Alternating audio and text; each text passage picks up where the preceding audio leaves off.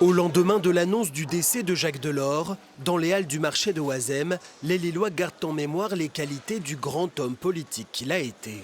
C'était quelqu'un qui avait le sens de l'État, déjà, et puis quelqu'un qui était particulièrement, on va dire, proche des gens. Je pense que c'est un homme intègre, vraiment au service de la France. Moi, j'ai le souvenir d'un homme très honnête et vraiment efficace. C'est dommage qu'il n'ait pas été président de la République. Moi, le souvenir que je garde, c'est mes larmes devant la télévision quand il a annoncé qu'il ne serait pas candidat à la présidentielle. Parce que j'étais certaine qu'il aurait pu l'emporter. Et je trouvais que c'était fort dommage pour notre pays. Voilà. Et puis ce matin, j'avais une pensée pour Martine Aubry, petite fille qui perdait son papa. Mais avant même que sa fille ne devienne maire de Lille, Jacques Delors a toujours été très attaché au Nord.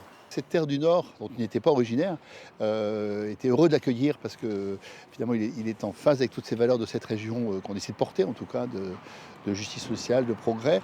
Et puis l'homme était aussi très attachant, parce que de son côté très humain.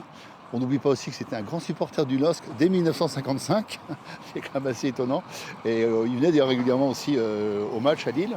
L'ancien ministre de François Mitterrand reste une figure marquante pour tous les socialistes de la région, à commencer par Patrick Kanner. Ce qui l'intéressait, c'était la recherche de l'intérêt général, sans jamais, bien sûr, se couper de ses convictions politiques. Pour cela, il était respecté. Aujourd'hui, je suis un socialiste triste avec la disparition de Jacques Delors.